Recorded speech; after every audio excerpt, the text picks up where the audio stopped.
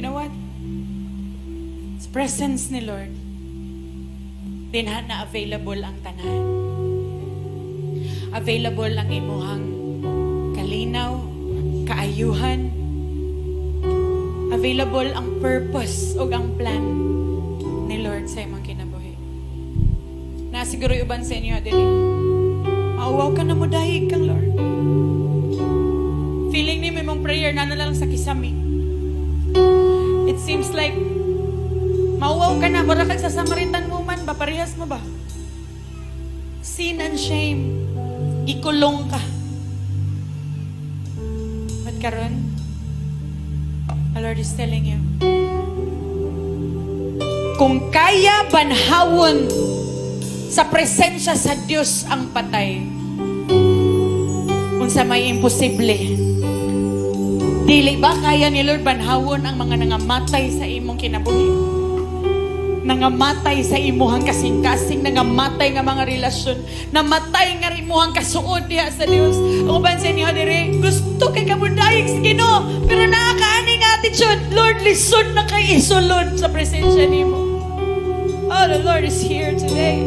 And the Lord is telling you, come my child, collide, bangga lang, tagbo lang. And when you collide in His presence, you're healed in His presence.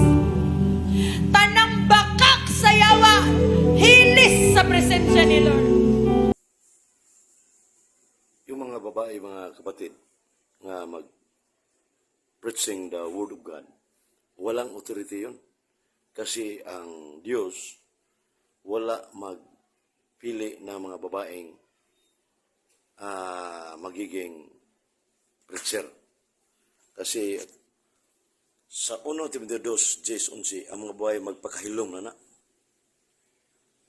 Huwag katulong ng ulagat. Yung mga born again nga Bible alone. Can save our souls. That is a false teaching.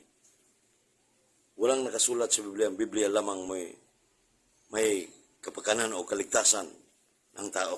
Wala. That is a personal opinion lang, mga kapatid. According to St. Peter, 2 Pedro 3:15-16, 2 Pedro 1:19. That is private interpretation. So, walang authority ang mga babae to preach the Word of God. Pagkahilom lang. Magtahimik kayo mga babae. Kasi walang mga apostoles na babae. Walang bakla, walang tumboy.